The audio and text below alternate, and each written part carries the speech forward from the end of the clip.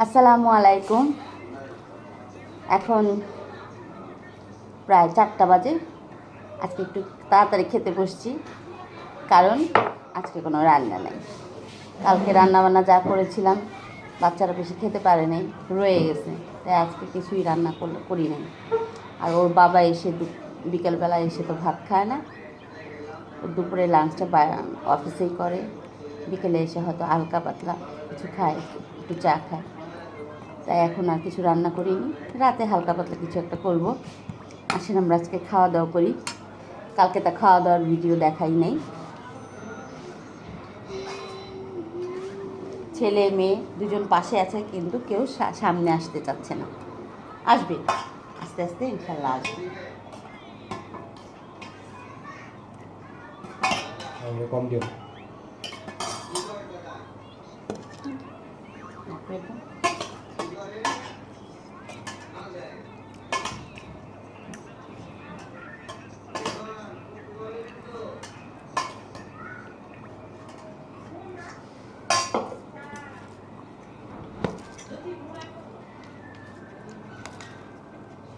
আমার মেয়ে leg piece খেতে চায় না, ওর বুকের মাংস, এই যে হাতার সাথে যেটা, ওটা খুব পছন্দ, সবসময় ওইটাই খায়।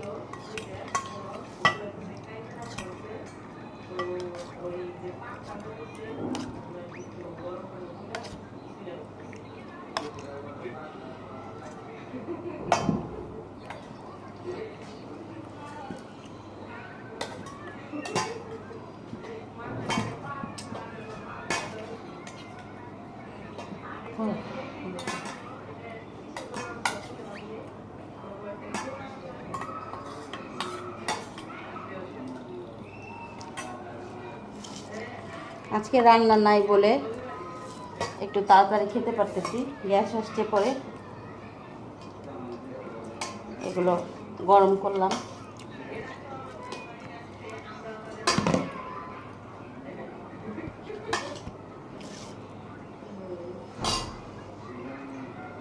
এই যে বাচ্চাদের অবস্থা দেখেন, খাইতেছে আর ট্যাপ খেলতেছে।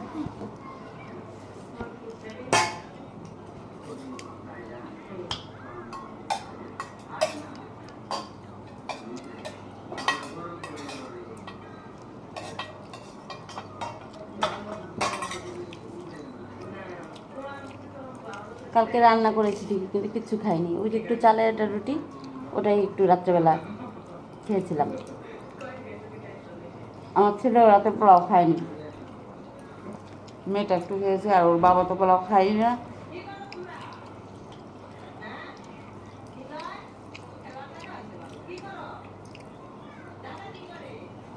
পোলাও কোরমা খাবে বলতো।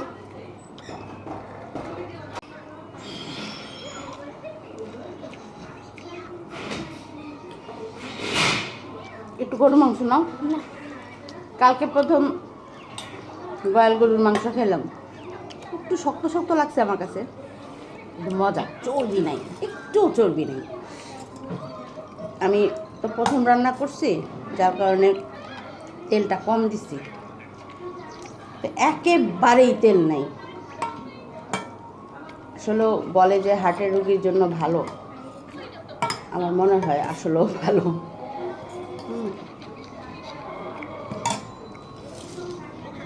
মহিষের মাংস আমি প্রায় খাই, আমার হাজব্যান্ড আনে।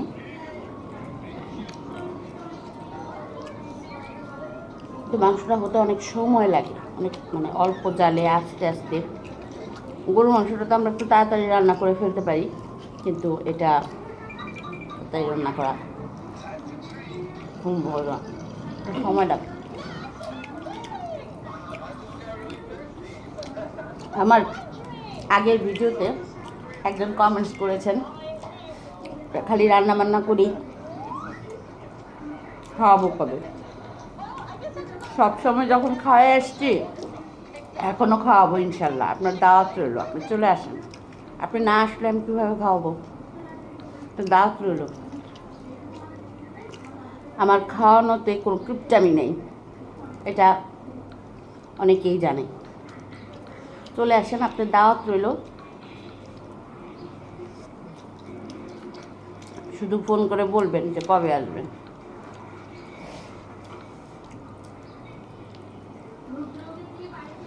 আমি যেমন রান্না করতে জানি, আমি আপ্যায়ন করতেও জানি।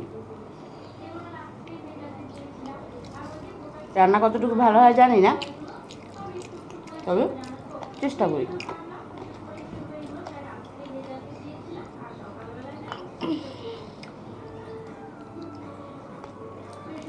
আমার ছেলে কালকে রাতে একদম পোলাও খায়নি, সে চালের একটা রুটি খেয়েছে। সকালবেলাও চালের একটা রুটি হালুয়া দিয়ে খাইছে, এখন একটু পোলাও খেলো। ও এখন বেশি একটা পোলাও খেতে চায় না, কিন্তু আমার মেয়েটাকে এবার 3 বেলা পোলাও দিলে 3 বেলাই খেতে পারবে।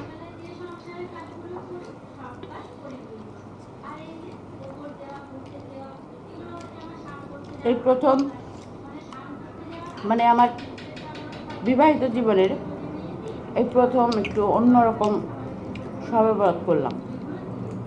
অন্যরকম বলতে, যখন আমার শাশুড়ি ছিল আমরা সব একসাথে ছিলাম, আমার মেজো জাল আমি, আমরা একসাথে সবাই ছিলাম, অনেক মানুষজন ছিলাম, অনেক কিছু তৈরি করতে হতো। এই এলাকার স্থানীয় তো আমার শ্বশুর ছিলেন। এই রোডের যতগুলো বাড়ি আছে সব বাসায় সব ভারতের হালুয়া রুটি আমার শাশুড়ি পাঠাতো। আমরা এসব করছি, আমি আমার মেজো যা, আমরা 4 যা, আর 2জন যাচ্ছে ওরা এগুলো করতে পারে নাই। আমরা 2জন আমার শাশুড়ির সাথে এগুলো করেছি। আমরা আগে আসছি তো।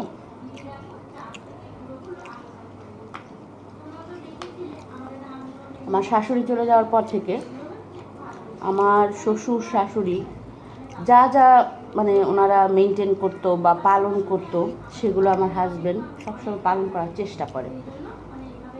সে কিন্তু সবার ছোট, সে নিজের দায়িত্ব থেকেই করে। তার বাবা মা যেগুলো সবসময় পালন করতো সেগুলো পালন করার চেষ্টা করে, ছেলেকেও শেখায়।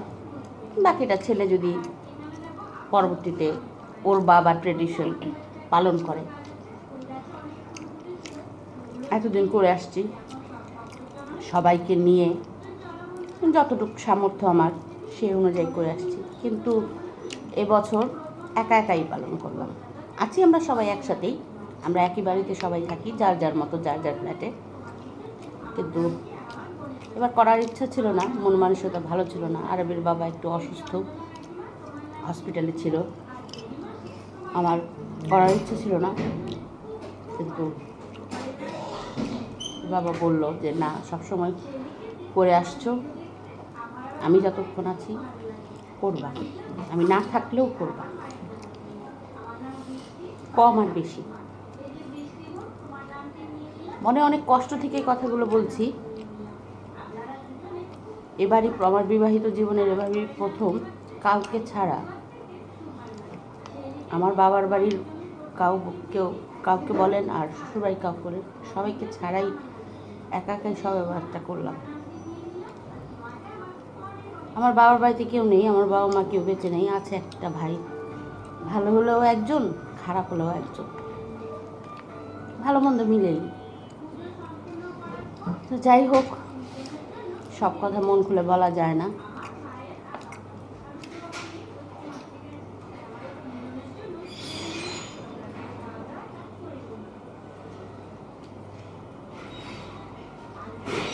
অনেক শক্ত, কিন্তু খেতে মজা।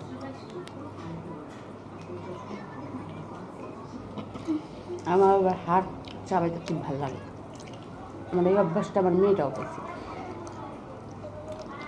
ছেলে একদম হাড়গোড় খেতে চায় না। আলবের বাবা মাত্র আসলো, ওই যে দরজা বন্ধ করে দিয়েছে। আচ্ছা যাই হোক, যে কমেন্টস করেছেন তার দাওয়াত রইল। আমার কারো থেকে তেমন একটা খাওয়ার অভ্যাস নেই, তবে আমার খাওয়ানোর অভ্যাস। তো যাই হোক, দাওয়াত রইল, আসবেন। সামর্থ্য অনুযায়ী যা পারি অবশ্যই করব, সবসময় আমি করে এসেছি, ভবিষ্যতেও যতটুকু পারি করার চেষ্টা করব। অনেক সুখ দুঃখের কথা বললাম, কিছু মনে করবেন না। হাজব্যান্ড অসুস্থ তো মনে অনেক কষ্ট দুঃখ। মানুষ বিপদে পড়লে কাছের মানুষ পরের মানুষ সব চেনা যায়। আমি আর আমার হাজব্যান্ড এমন একটা মানুষ, আমরা শুধু বাচ্চা কাচ্চা তো আছেই,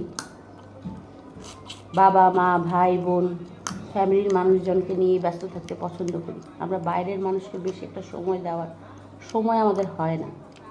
কিন্তু এখন যা দেখতেছি দুনিয়াতে, অনেক কিছু এই কিছু দিনে শিখলাম। কথায় আছে না, আপনের চেয়ে পর ভালো।